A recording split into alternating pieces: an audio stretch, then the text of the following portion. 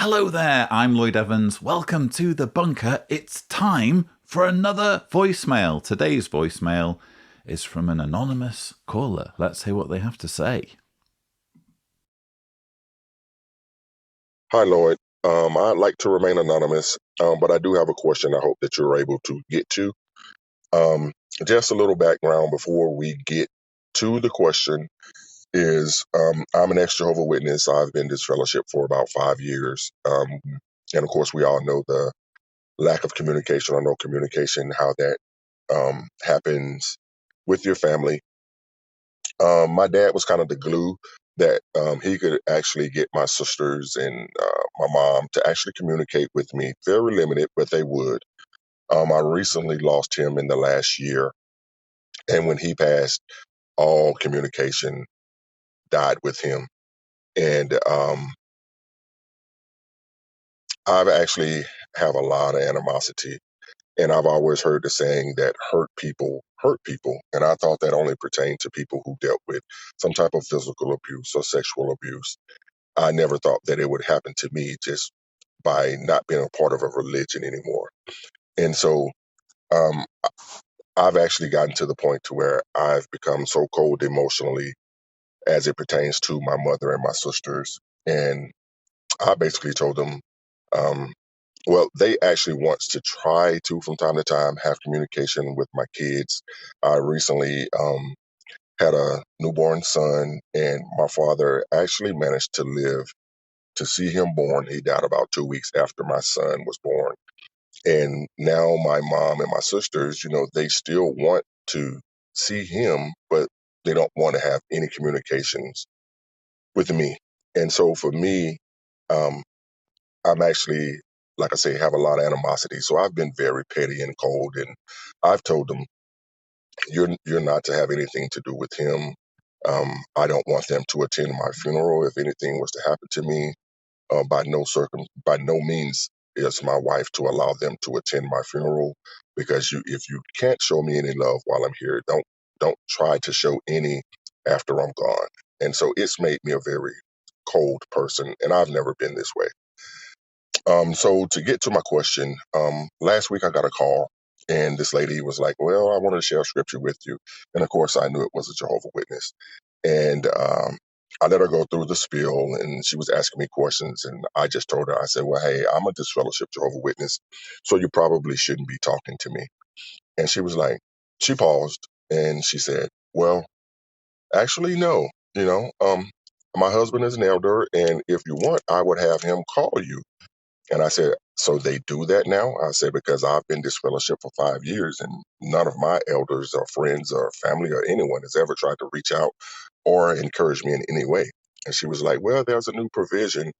And to make a long story short, her husband called me, and I talked to him, and he was telling me that the governing body has made provisions for elders to actually reach out to disfellowship ones, and that I could start Zoom meetings with his congregation within a month.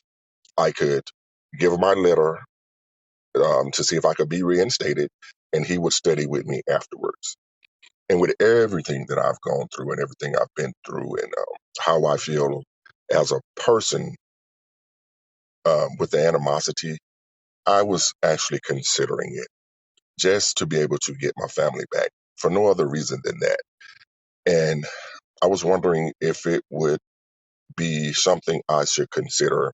Not saying that you could make the decision for me, but just what you think about someone in the place that we're put in to just have to go through this just to be able to get your family back.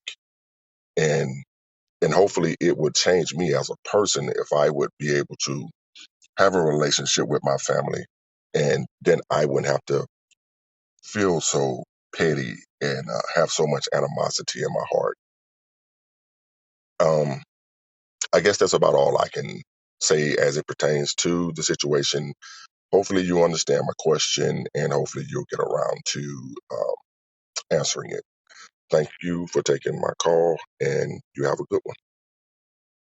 Well, thank you. What a fantastic message. You've shared a lot there. It's a very difficult situation. Many will be able to relate to it. I have so many thoughts. I'm going to try and get through them one by one. The first thing that is apparent is that you seem to be blaming yourself for the whole situation. You are accusing yourself of being, quote, petty and cold for setting perfectly reasonable boundaries, for saying, you don't get to carve up my family according to your religion that I no longer agree with. Those are your rules. Those aren't my rules.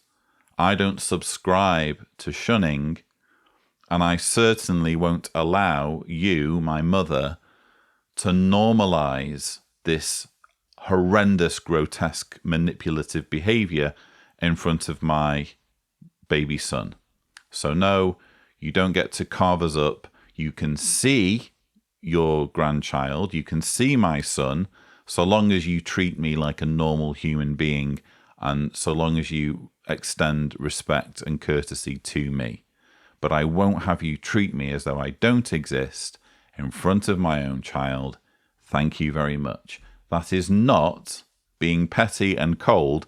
If that is being petty and cold, then you can accuse me of being petty and cold, because those are exactly the rules that I've made in my own family. I say I've made.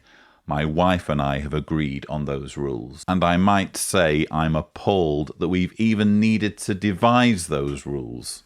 We've even had situations where our family has expected us to just dissipate. Oh, here are our children. We'll just go scurrying off now around the corner out of sight because we don't want to trouble you by being in the room while you're talking to our children. So here are our children. We'll just go make ourselves scarce to appease your religion, which we no longer believe in. How could they even think that we would react that way in that situation?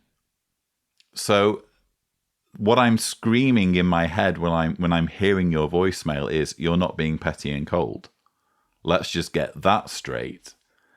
It's justifiable that you will have a lot of anger and a lot of resentment due to the way you've been treated, due to the behavior that you've been subjected to.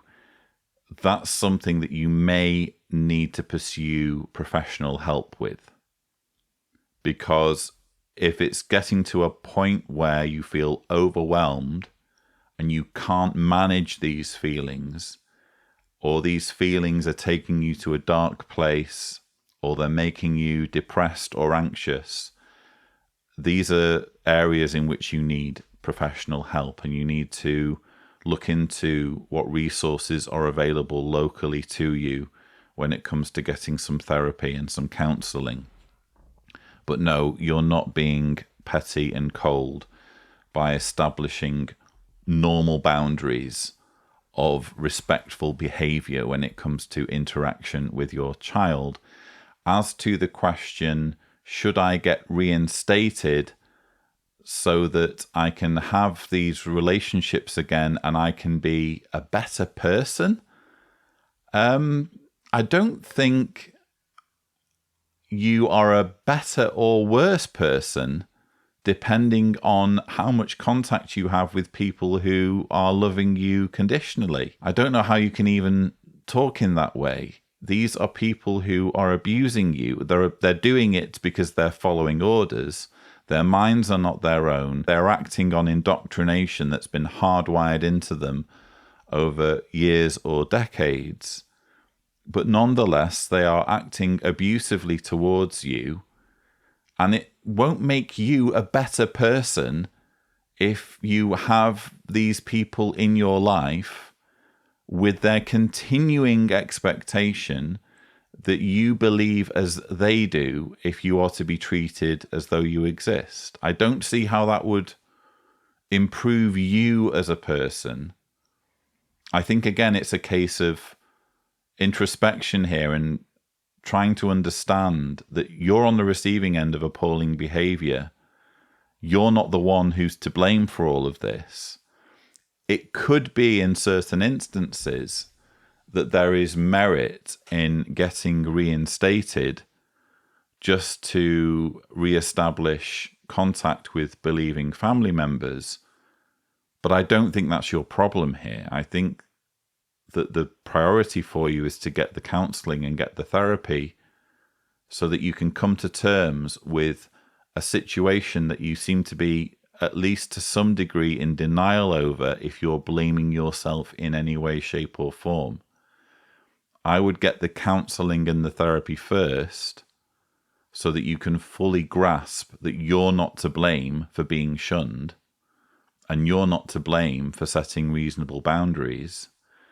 And if once you've received this therapy and you've understood that it's not your fault, and you're at a place where you can manage these emotions effectively, you want to return to the religion for whatever reason, even if it's just to get reinstated and then immediately fade, I would suggest that's a better way of doing things. I think it's somewhat putting the cart before the horse to get reinstated and then think later about who's to blame for all of this and what you're going to do about managing your mental health. And I don't know to what extent you have been managing your mental health. Maybe you've already been seeing a therapist. You don't mention, but it sounds like you do need help based on the way you've related your story. I would just add as well, this elder's wife, I think she was taking a few too many liberties there. She seems to have been suggesting, oh, because I'm an elder's wife, the rules don't quite apply to me, and I get to talk to you because I'm passing on your personal details to my elder husband, who's going to work on bringing you back in.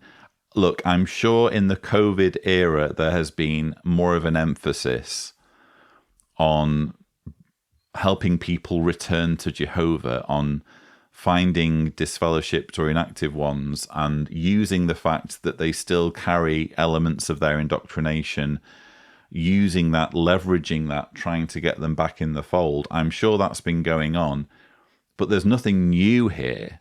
They've always been interested in keeping at least some degree of control over disfellowshipped ones. That's always been the case. Elders are supposed to, at least periodically, check in on disfellowshipped ones to see if there's any possibility of them getting reinstated and reactivated, however it is that they describe it. So I don't think it's as new or as unique, this situation with COVID, as they may have led you to believe. I think they've missold things a little bit there. Ultimately, this is all about control. They want to control you. They want you in their numbers. They want your heart and soul. It's not just about giving you help of any kind. It's about getting you under the control, under the grip of the governing body again. And if you can deal with that to at least any degree, because going through the reinstatement process will require you to say things and make statements, make professions of faith that you don't agree with. What will that do to your mental health? What will it do for you to go through this Bible study, which they'll probably want to study with you, in fact, do want to study with you? What will it do to your mental health, given your feelings about this religion, to be subjecting yourself to this situation where you have to profess your faith in this group and profess your loyalty to the leadership, including in the baptism questions? What's that going to do to you psychologically, to kind of, in a way, humiliate yourself in that way? I'm not suggesting that no one should do this.